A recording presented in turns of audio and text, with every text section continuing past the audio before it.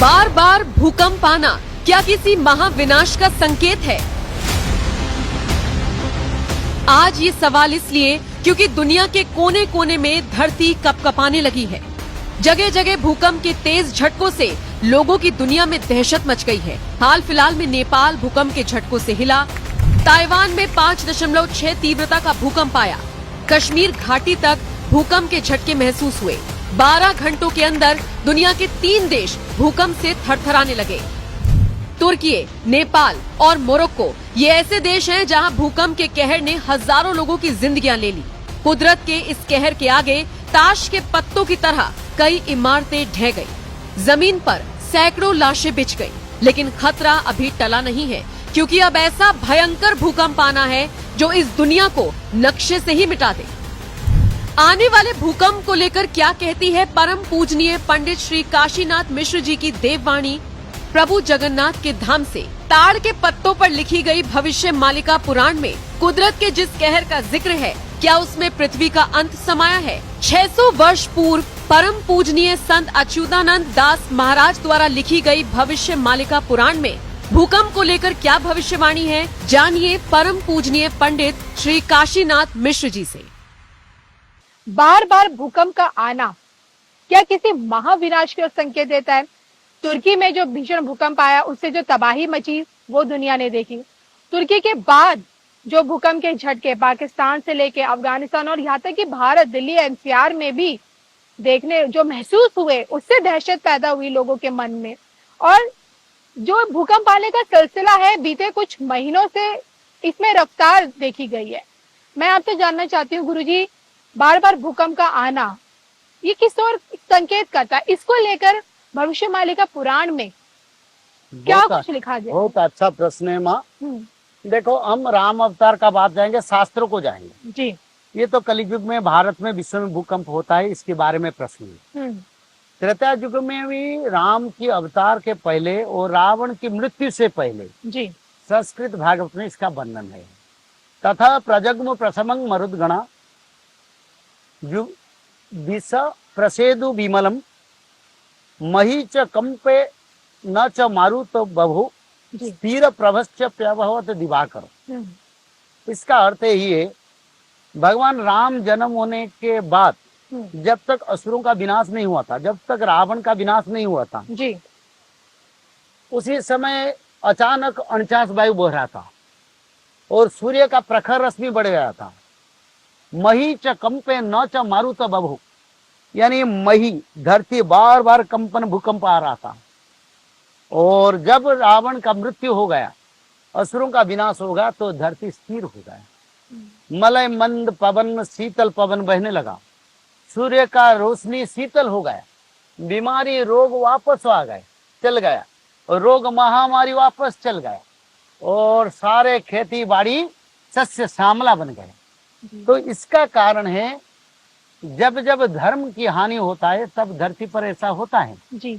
तो आज भी माँ देखो, सूर्य का रश्मि बढ़ता है। और मालिका में तो यही लिखा है, ये दिवसे सुगाड़ राव करुत वो दिवसे पड़िब तारा चौदिगत धूम्र वर्ण है वो 7 गुण 10 गुण है वो खरा, यानी चारों दिग धूम्र वर्ण बन जाएगा और धूप 10 गुना बढ़ जाएगा। एक दिन 70 डिग्री टेम्परेचर होगा विश्व का, 70 डिग्री, और उसी दिन शायद कुछ पापी लोगों का विनाश हो जाएगा। धर्मी लोगों को कोई समस्या नहीं है, पहले से बताता हूँ, जो धारा में है। जो अधर्मी है उन लोगों का विनाश होगा। मालिका विचार करता है धर्म अधर्म का जी, युग धर्म संस्थापना का, भगवान और भक्त का, और पापी असुरों का। मालिका की विचारधारा ही है। तो ये जो भूकंप हो रहा है, देखो माँ, ये जो हमारा 3 माता है। पहला माता जन्म देने वाले, जो हमको बचपन से दूध पिलाते हैं, उनका खून दूध बनता है ना जी। दूसरा माता गौ माता, जब माँ दूध नहीं दे पाता है तब गौ माता ने अपना दूध दे के हमको बढ़ाता है। हर घर में बच्चे लोगों के लिए दूध जाता है माँ, तो उसका दूध भी हम पीते हैं, वो हमारा माँ है, उसके लिए हम आभारी है। तो बेईमानी लोग माँ को भी मारते हैं, तो उससे बड़ा पापी दुनिया में कौन है? और तीसरा माता जो है हमारा धरती माता, अपना धरती की गोद में कई फल पौधे खेती होता है जिसको हम खा के अपना जीवन गुजार करते हैं।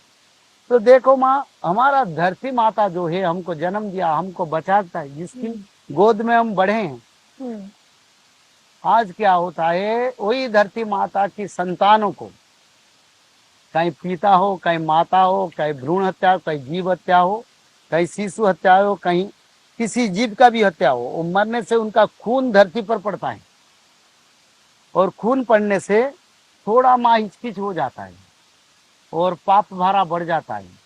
जैसे कि मानो कोई माता के ऊपर अपना बेटा का खून डाल दो तो माँ इतस्तत हो जाएगा और विचलित हो जाएगा। और माता भी ऐसा होता है, हमारा बस माता है और पृथ्वी को इधर उधर कर देता है, सह नहीं पाता है। तो भगवान से गुजारिश करता है, प्रभु ये मनुष्य लोग पाप की सीमा उल्लंघन कर जाए तो मैं भूकंप करूंगा, करके सबको विनाश करूंगा, नहीं तो पापी रहेंगे तो भारा मैंने संभाल पाऊंगा।